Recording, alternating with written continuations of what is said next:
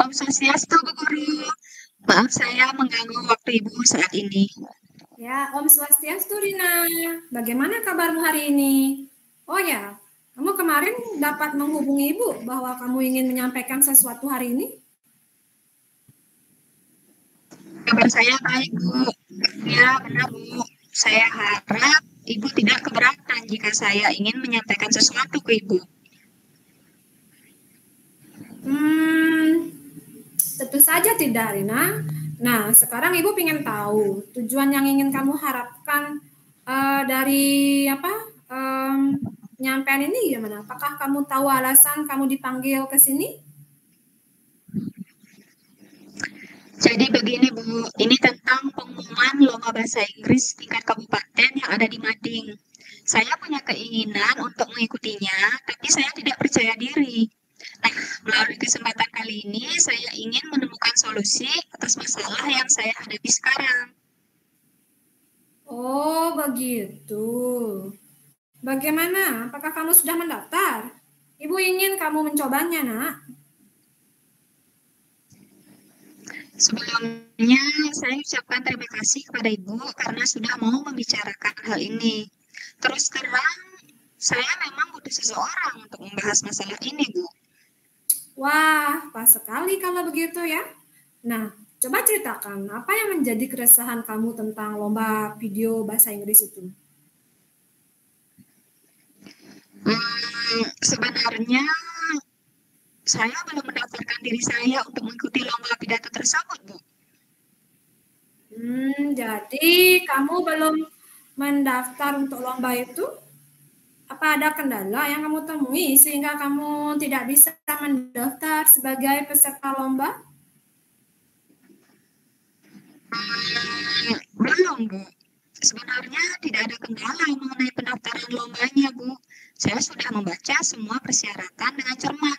Hanya saja, saya ragu untuk mengikuti lomba tersebut, Bu.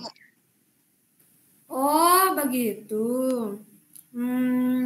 Coba ceritakan. Apa sih yang menjadi keraguan kamu? Sebenarnya, saya ingin sekali ikut lomba pidato bahasa Inggris itu. Apalagi menjadi perwakilan sekolah mengikuti lomba di tingkat kabupaten. Saya bangga jika nanti bisa mengharumkan nama sekolah kita, Bu. Tapi, bagaimana jika saya gagal, Bu? Pasti nanti banyak orang yang saya kecewakan. Jadi, Ibu bisa simpulkan, kamu belum mendaftar karena kamu masih ragu mengikuti lomba tersebut. Kamu takut nanti mengalami kegagalan dan dapat mengecewakan semua orang. Benar begitu? Benar, Bu. Saya khawatir jika saya tidak mendapat juara. Karena menurut saya, kemampuan saya itu berbicara bahasa Inggris masih kurang. Dan pasti di perlombaan itu banyak peserta lain yang lebih bagus dari saya. Oh, jadi itu masalahnya. Kalau begitu, Ibu ingin bertanya, apakah kamu pernah mendapat nilai 60 pada pelajaran bahasa Inggris, terutama keterampilan speaking? Tidak pernah, Bu. Seperti yang Ibu tahu, nilai saya selalu bagus untuk mata pelajaran bahasa Inggris. Tidak hanya berbicara, saya mampu menulis dalam bahasa Inggris dengan baik. Bahkan saya sering mendapat pujian dari Ibu sendiri, Bu Wahyu, dan teman-teman di kelas. Saya menerka-nerka apakah kemampuan saya itu sudah cukup untuk mengikuti lomba dan menjadi juara? Rina, sekarang Ibu mau bertanya pada kamu. Apakah perlombaan itu hanya tentang menjadi juara saja?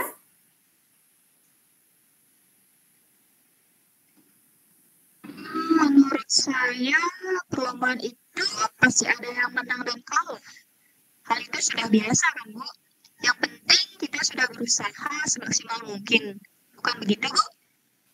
Ya, tepat sekali itu.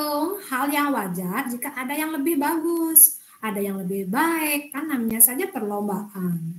Dan perlombaan itu tujuannya bukan hanya untuk menjadi juara saja, melainkan juga untuk membantu mengenali potensi pada diri kamu dan juga menambah pengalaman. sejauh mana kemampuan kamu yang sudah kamu miliki, dan nanti bisa dijadikan sebagai motivasi untuk lebih baik lagi ke depannya. Yang utama adalah rasa percaya diri kepada kemampuan diri sendiri. Oh, begitu ya, Bu. Saya akan berusaha untuk menumbuhkan rasa percaya diri saya. Nah, sekarang apa rencana kamu selanjutnya? Rencana saya akan mengumpulkan formulir pendaftaran ke Bu Wahyu sebagai bukti keikutsertaan saya menjadi peserta lomba pidato bahasa Inggris. Ya, bagus itu. Lalu ada hal lain lagi yang ingin kamu lakukan? Nah, ketika saya mengumpulkan formulirnya kepada Bu Wahyu, saya akan bertanya tentang kiat-kiat untuk berpidato bahasa Inggris yang baik dan benar, dan meminta Bu Wahyu untuk membantu saya berlatih agar saya bisa lebih percaya diri. Selain itu, saya akan banyak berlatih dengan menonton video-video pidato bahasa Inggris untuk melatih kosakata saya, gestur tubuh, dan mimik wajah ketika berpidato. Sehingga saat lomba tiba, saya sudah memiliki persiapan yang baik. Begitu, Bu. Wah, mantap sekali idenya. Ternyata sudah terencana dengan bagus itu. Ibu memberikan dukungan sepenuhnya itu, Rina. Nah, sekarang bagaimana menunjukkan komitmen atau kesungguhan kamu terhadap rencana aksi itu? Begini, Bu, selain meminta bantuan Bu Wahyu sebagai guru bahasa Inggris, saya akan berlatih berpidato di depan kelas selama jam istirahat sehingga teman-teman dapat melihat saya. Dengan begitu, saya rasa percaya diri saya dapat terbentuk. Nah, bagus sekali tuh Rina. Ibu merasa benar-benar sependapat tuh dengan kamu. Nah, setelah berbincang-bincang dengan masalah ini, apa yang bisa kamu rasakan sekarang? Sejujurnya, saya resah beberapa hari ini karena selalu kepikiran. Saya ingin ikut lomba, tapi saya tidak percaya diri. Belajar, saya jadi agak sedikit terganggu juga. Tapi setelah menceritakan kepada ibu, pikiran saya jadi terasa lebih ringan. Saya tidak merasa cemas lagi, Bu. Ya, syukurlah kalau begitu, Rin. Ibu sangat senang mendengarnya. Ingat, kalah dan menang bukanlah masalah. Itu bukan tujuan utama yang penting. Ya, tunjukkan kemampuan yang kamu miliki dengan penuh percaya diri. Ya, dan tentunya jadikan lomba ini sebagai ajang untuk menimba pengalaman untuk bisa dijadikan pijakan atau pedoman selanjutnya. Baik, Bu. Terima kasih ya, Bu, sudah mau mendengarkan saya. Ya, sama-sama Rina. Ibu doakan semoga sukses dan good luck Rina. Siap, Bu. Terima kasih. Sama-sama. Baiklah, umpan balik yang bisa saya berikan sebagai pengamat yakni dimulai dari tujuan, di mana tujuannya sudah bisa dirumuskan dengan jelas. Coach sudah mampu menstimulasi apa maksud atau tujuan dari coachee, menyampaikan permasalahan, dan coachee juga sudah mampu mengungkapkan maksud atau tujuan perbincangan tersebut dengan jelas. Kemudian pada tahap identifikasi, coach juga sudah mampu merangsang coachee untuk menyampaikan tanggapan-tanggapan dengan lancar melalui pertanyaan-pertanyaan terbuka dan efektif. Dengan demikian, coachee bisa menggali dan mengeksplor potensi dan kemampuannya dalam berkomunikasi. Selanjutnya, dalam hal penyampaian rencana aksi, coach juga sudah mampu memberikan pertanyaan-pertanyaan yang mendorong coachee untuk mengambil keputusan mandiri. Coachee mampu memberikan jawaban-jawaban yang bersifat spesifik. Coachee akhirnya bisa menggali sendiri potensi atau ide-idenya hingga muncul ide yang menjadi solusi dari permasalahannya. Terakhir, pada tahap tanggung jawab, Coach juga sudah mampu mengunggah coachee untuk membangun komitmen atau tanggung jawab terhadap rencana aksi yang akan dilakukan. Nah, coachee juga sudah mampu menyampaikan komitmennya agar rencana aksinya tersebut bisa tercapai dengan baik dan lancar. Nah, seperti itu tanggapan dari saya. Terima kasih.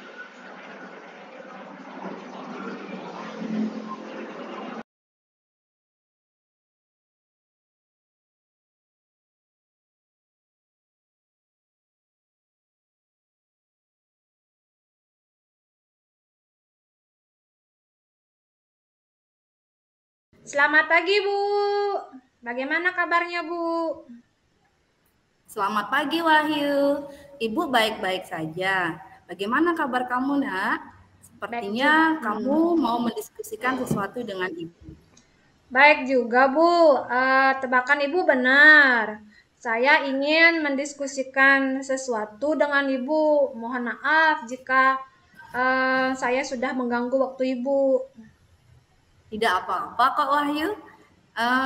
Apa yang Ibu bisa bantu, Nak? Saya bimbang, Bu, untuk membicarakan ini, tapi saya ingin sekali ada yang ingin mendengarkan curhatan saya, Bu. Coba kamu ceritakan apa masalah yang kamu sedang hadapi, hingga wajah kamu tampak murung begitu. Apa yang kamu inginkan dari pembicaraan kita hari ini? Saya hanya ingin menemukan solusi dari permasalahan yang saya hadapi sekarang, Bu. Baik kalau begitu. Jadi sebenarnya apa yang kamu rasakan saat ini, Nak? Jadi seperti ini, Bu. Saya merasa tidak nyaman dengan salah satu mata pelajaran, Bu. Oh, tidak nyaman ya? Apa yang membuat kamu merasa tidak nyaman? Coba deh ceritakan sama Ibu. Saya suka dengan pelajaran tersebut, tapi guru mata pelajaran itu membuka les privat dan hampir semua teman-teman saya di kelas ikut les, Bu. Saya rasa saya dan hanya beberapa teman saja yang nggak ikut les, Bu. Begitu. Lalu kenapa hal tersebut membuat kamu merasa tidak nyaman, Nak? Ketika belajar di kelas, guru tersebut sering mencibir dan menyinggung siswa-siswa yang tidak ikut les, Bu. Jadi saya kan merasa tersinggung dan baper lah, Bu. Saya terbawa perasaan terus. Suatu saat ketika membuat tugas, nilai anak-anak yang ikut les itu mendapat nilai 90, sementara saya hanya mendapat nilai 80. Padahal saya tidak kalah bagus loh jawabannya dengan mereka. Saya merasa guru itu memperlakukan saya dan juga teman-temannya nggak adil karena nggak ikut les. Terus apa yang bisa saya lakukan, Bu? Wah, jadi seperti itu loh ya masalahnya.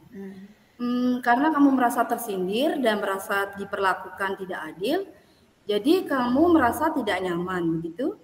Apa kamu yakin guru tersebut sedang menyindir kamu? Iya, Bu.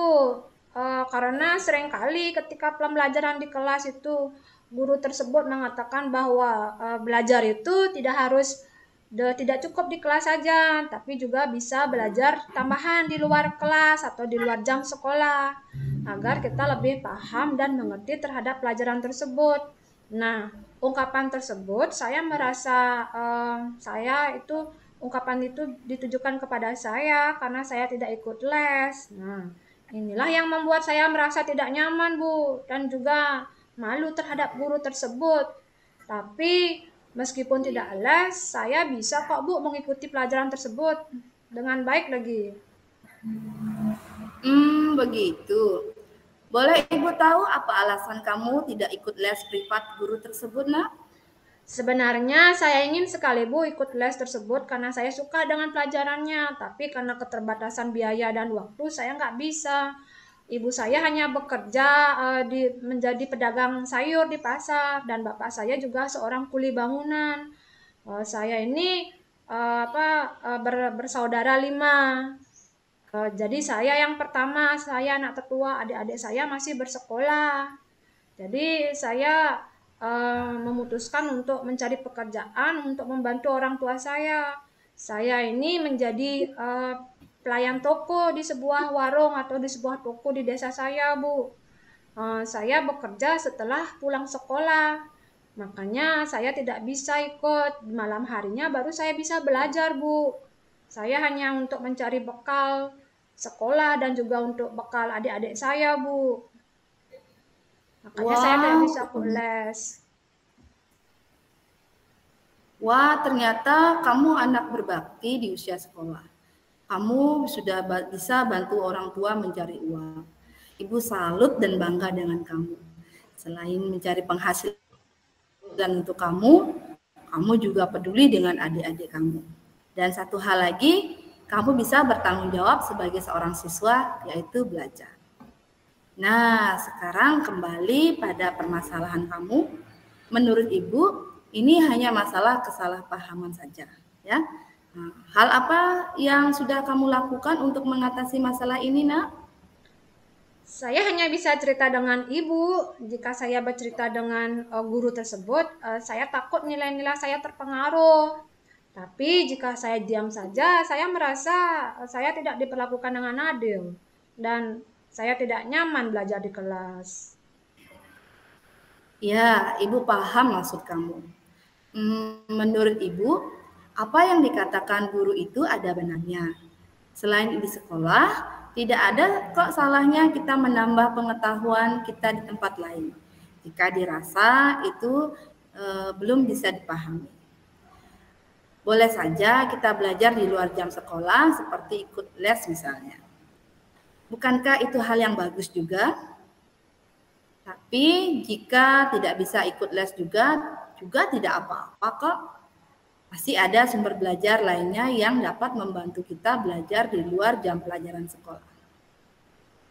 Iya sih Bu, benar juga guru tersebut jika belajar tidak hanya di kelas tapi juga di luar jam pelajaran di sekolah itu sangat perlu agar kami bisa rajin belajar dan tidak hanya di sekolah. Nah, kalimat itulah yang bisa memotivasi saya, tapi sekaligus juga membuat saya merasa tidak nyaman karena saya berpikir ungkapan tersebut ditujukan kepada saya yang tidak mengikuti les privat. Apakah mungkin itu hanya perasaan saya saja yang sensitif ya, Bu? Ya, bisa dibilang seperti itu. Jadi, jika boleh Ibu simpulkan, kamu merasa tidak nyaman ketika pembelajaran karena kamu merasa selalu disindir oleh guru tersebut. Karena kamu tidak ikut les privatnya. Sehingga hal tersebut mempengaruhi nilai kamu. Padahal maksud guru itu hanyalah memberikan motivasi untuk murid lainnya. Bukankah seperti itu? Ya, begitulah Bu. Tapi untuk masalah ini, saya merasa jawaban dari pertanyaan atau tugas yang diberikan itu merasa benar, Bu. Tapi kenapa ya gurunya itu memberikan nilai kepada saya itu 80? Saya kan jadi berprasangka buruk, Bu, pada guru tersebut. Jangan-jangan karena saya nggak ikut les, nilai saya jadi kecil. Apakah kamu pernah bertanya langsung kepada guru tersebut tentang nilai kamu, Nak? Belum Bu, saya nggak berani Bu. Nah, kalau itu masalah nilai kamu bisa bertanya rubrik penilaian yang digunakan oleh guru tersebut. Jadi dalam rubrik penilaian guru tersebut ada beberapa kriteria-kriteria yang dijadikan acuan untuk memberikan nilai. Sebagai tambahan informasi ya Nak, guru tersebut tidak sembarangan kok memberikan nilai. Jadi ada acuannya. Oh, begitu ya Bu. Saya rasa saya baru tahu itu ya jawaban siswa itu menggunakan rubrik penilaian. Saya pikir cukup dengan menjawab benar saja sudah cukup. Nah, sekarang apa rencana kamu selanjutnya? Rencananya setelah pelajaran nanti, saya mau menemui guru tersebut dan menanyakan hal seperti yang Ibu sampaikan tadi, ya tentang acuan nilai itu, agar saya tahu tentang nilai yang saya peroleh. Ibu setuju dengan ide kamu. Lalu, apa ada hal lainnya yang ingin kamu lakukan, Nak? Mungkin Saya juga akan bercerita tentang keadaan saya, Bu, yang tidak bisa ikut les seperti yang saya ceritakan tadi. Dengan begitu, mungkin guru tersebut bisa mengerti dan memahami apa yang saya alami sekarang, Bu. Tepat sekali. Ibu juga rasa seperti itu. Dan Ibu sangat mendukung rencana kamu ini. Untuk pembelajaran di kelas bagaimana? Apa yang akan kamu lakukan? Untuk pembelajaran di kelas, saya sudah berusaha, Bu. Saya berusaha dengan baik untuk mengikutinya dan menganggap apa yang diucapkan oleh guru tersebut merupakan kalimat yang memotivasi saya agar mau belajar lebih rajin lagi, Bu. Wah, bagus sekali. Ibu setuju dengan pemikiran kamu. Lalu sebagai bentuk komitmen kamu terhadap rencana kamu itu apa? Ya, karena Ibu sebagai wali kelas saya, mungkin Ibu nanti bisa mengontrol atau mengawasi saya ketika pembelajaran di kelas. Jika ada hal yang perlu saya perbaiki, ya saya bisa bertanya langsung kepada Ibu.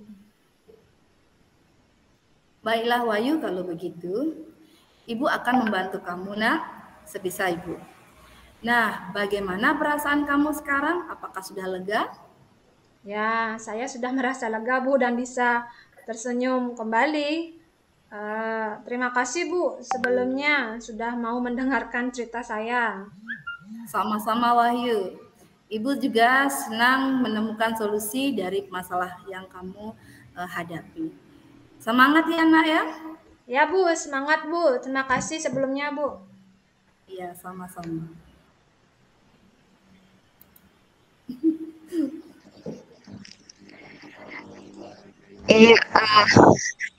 Baiklah, saya di sini sebagai pengamat dari kucing yang dilakukan.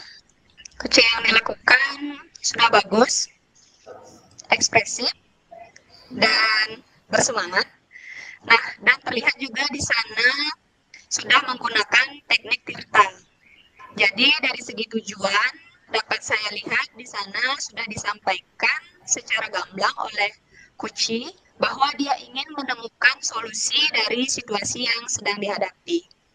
Kemudian dari identifikasi saya simak bahwa coach terlihat memberikan pertanyaan-pertanyaan dan umpan balik yang mengarah pada identifikasi potensi Kuci, di mana Kuci di sini adalah Wahyu.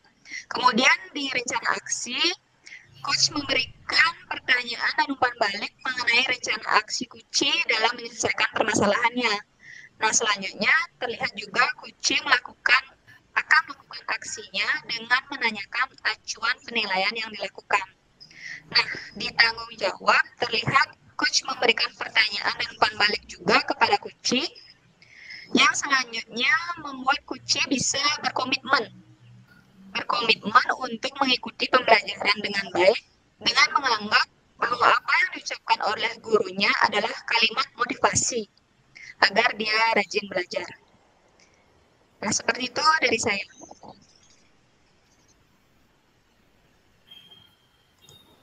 Sudah ya?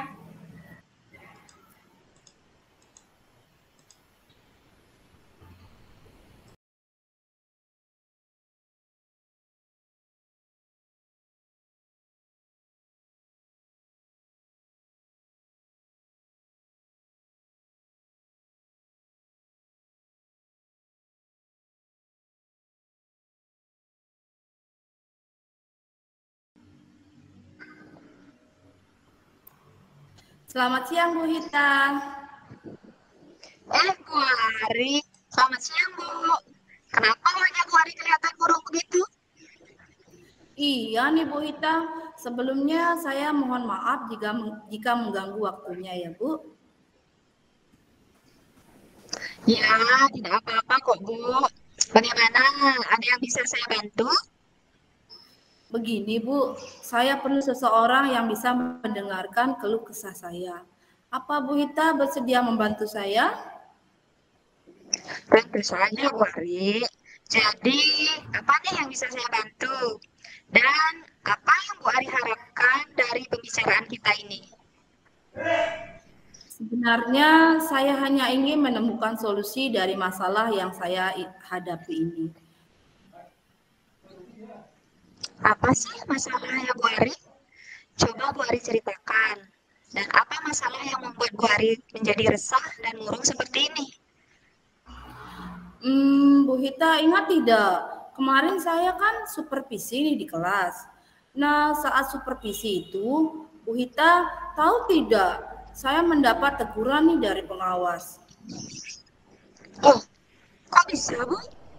Coba ceritakan alasan Bu Ari bisa mendapat teguran dari pengawas. Menurut saya sih sebenarnya masalah itu hal sepele. Terus, kok bisa sampai mendapat teguran Bu Ari? Nah, jadi begini ceritanya Bu Ita. Ketika supervisi kemarin itu, saya mendapatkan kritikan dari pengawas sekolah. Pengawas mengkritik cara mengajar saya yang tidak menggunakan buku teks. Menurut beliau, mengajar itu katanya harus menggunakan buku teks. Oh, begitu. Terus bagaimana respon Bu Ari setelah mendapat teguran seperti itu dari pengawas? Ya, saya jelaskan kepada beliau bahwa selama ini saya hanya mengajar itu, saya menggunakan berbagai sumber belajar lainnya.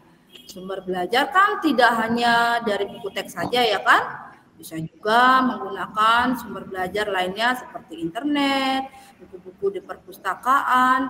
Yang penting sudah mengacu pada kurikulum ya kan? Namun setelah mendengarkan penjelasan saya itu, sepertinya beliau jadi tersinggung. Oh, jadi masalahnya begitu. Nah, sekarang saya mau bertanya sama Bu Ari. Selama ini, apa saja yang sudah Bu Ari lakukan dalam proses mengajar di kelas? Apa alasan Bu Ari tidak menggunakan buku teks? Seperti yang sudah saya ceritakan tadi, saya menggunakan berbagai sumber belajar. Saya menggunakan media pembelajaran yang saya kembangkan sendiri. Saya menggunakan informasi dari internet, buku-buku di perpustakaan, dan lain sebagainya. Untuk buku teks, saya memang jarang menggunakannya. Karena menurut saya, tanpa buku teks pun anak-anak bisa kok mengikuti pembelajaran saya dengan baik. Selain itu, saya terkadang mengajak anak-anak untuk melihat tayangan video dari YouTube. Atau saya mengajak anak-anak belajar di luar kelas. Misalnya ketika menghitung luas bangun datar, saya suruh anak-anak praktek langsung menghitung luas lapangan basket sekolah kita. Hanya begitu saja. Anak-anak juga antusias dan termotivasi untuk mengikuti pembelajaran saya. Yang penting kan sudah mengacu pada kurikulum. Bukankah begitu sudah cukup ya Bu Ita? Wah, sebenarnya apa yang dilakukan Bu Ari sudah bagus. Lalu, bagaimana hasil belajar siswa ketika Bu Ari menggunakan sumber belajar itu? Seperti yang kita ketahui kan, karakter siswa itu berbeda-beda. Jadi, gaya belajarnya pun berbeda-beda. Oh iya ya Bu Ita. Kenapa saya tidak terpikirkan hal itu ya? Selama ini sebenarnya masih ada sih beberapa anak yang masih belajarnya kurang maksimal. Nah, itulah Bu Ari, pentingnya menggunakan buku teks sebagai sumber belajar. Dalam proses belajar mengajar, mungkin harapan pengawas kemarin itu ya seperti itu. Bu Ari menggunakan buku teks juga. Setelah saya pikir-pikir ada benarnya juga ya Bu Ita yang Ibu Ita katakan. Nah, setelah Bu Ari bercerita, bagaimana perasaan Bu Ari sekarang? Terus terang sih beberapa hari ini ya Bu, saya merasa kurang nyaman.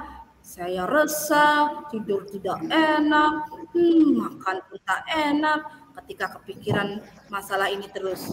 Sampai-sampai pekerjaan di rumah pun ikut terbengkalai. Banyak sekali ya Bu. Lalu apa yang membuat Bu Ari merasa tidak nyaman dan resah? Nah itu dia Bu Rita, sebenarnya yang membuat saya resah itu karena pengawas sekolah menyampaikan kepada Bapak Kepala Sekolah kita. Saya khawatir nanti masalah ini akan menjadi bumerang bagi saya di kemudian hari. Apalagi saya sedang mengikuti pendidikan guru penggerak. Bagaimana kalau nantinya saya tidak mendapatkan dukungan dari kepala sekolah? Saya jadi kepikiran, Ibu Ita. Oh, begitu ya, Bu Ari. Jadi, jika saya boleh simpulkan, jadi yang membuat Bu Ari murung dan tidak nyaman adalah saat supervisi kemarin itu ya.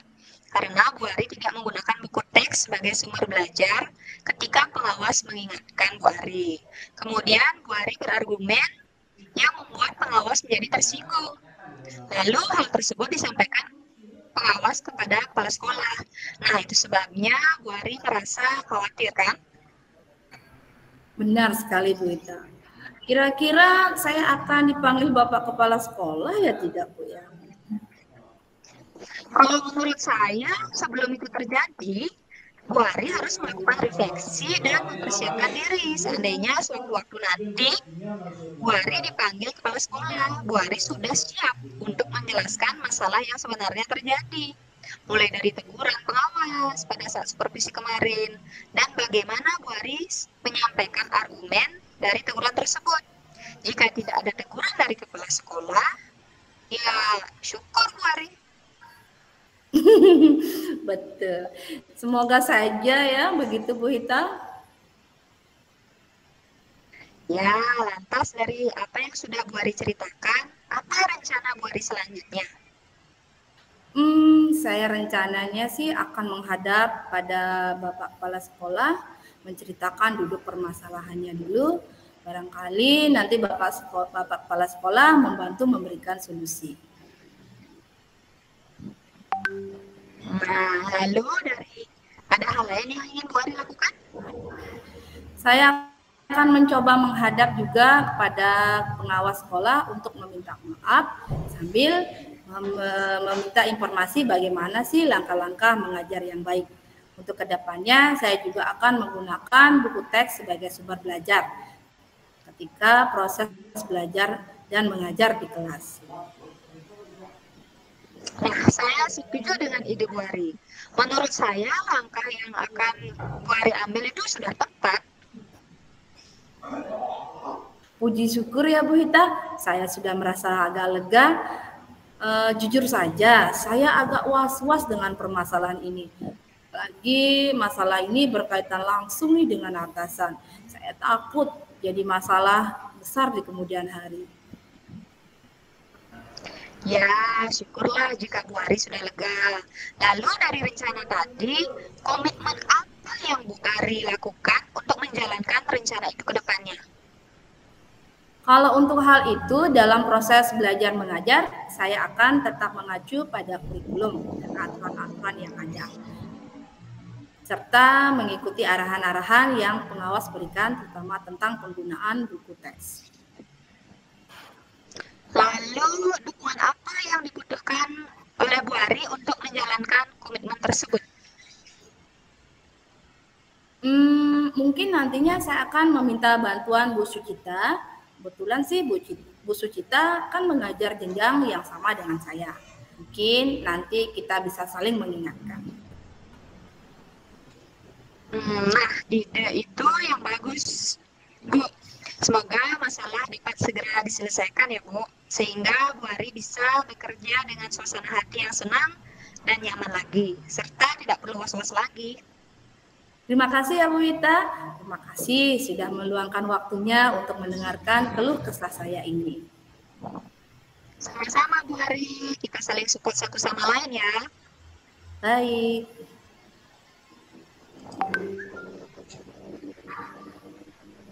Baik, terima kasih kepada Bu Ari dan Bu Lapahita yang telah melakukan praktek coaching dengan baik dan cukup menantang ya. Berdasarkan hasil pengamatan saya, adapun umpan balik yang bisa saya berikan sebagai pengamat, yakni praktek coaching kali ini sudah sesuai dengan metode Tirta, Ya, jadi saya mulai aja analisis dari tujuannya.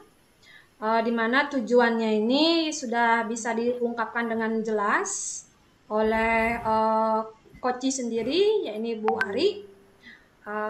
Coach juga sudah mampu menstimulasi apa sih maksud atau tujuan dari coach menyampaikan permasalahannya, dan coach juga mampu mengungkapkan maksud dan tujuan perbincangan tersebut dengan jelas. Nah, pada tahap identifikasi, coach juga sudah mampu merangsang coach untuk menyampaikan tanggapan-tanggapan ya dengan lancar dan juga fasih melalui pertanyaan-pertanyaan yang bersifat terbuka dan reflektif. Nah, inilah yang mengakibatkan coach itu bisa menggali atau mengeksplor potensinya ya atau kemampuannya dalam hal berkomunikasi, menyampaikan apa yang menjadi keluh kesahnya.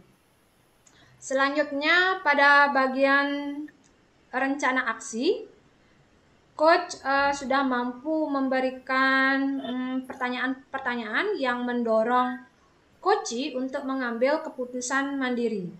Ya, di sini coach mampu juga memberikan jawaban-jawaban yang bersifat spesifik. Dalam hal ini, coach atau Bu Ari sudah mampu memberikan rencana-rencana yang akan dilakukan untuk menanggapi permasalahan tersebut. Nah, coach akhirnya bisa menggali sendiri ya potensi atau ide-idenya hingga muncul ide yang akan menjadi bahan solusi atas permasalahannya. Nah, terakhir pada tahap tanggung jawab, coach juga sudah mampu ya berupaya untuk menggugah coach untuk membangun komitmen atau tanggung jawab bersama ya terhadap rencana aksi yang akan dilakukan. Nah, coach sudah menyampaikan komitmennya terhadap rencana aksi yang bisa dicapai ya, dan akhirnya bisa tercapai dengan baik dan lancar. Sekian yang bisa saya sampaikan sebagai pengamat, sebagai umpan balik pada praktek coaching kali ini. Terima kasih.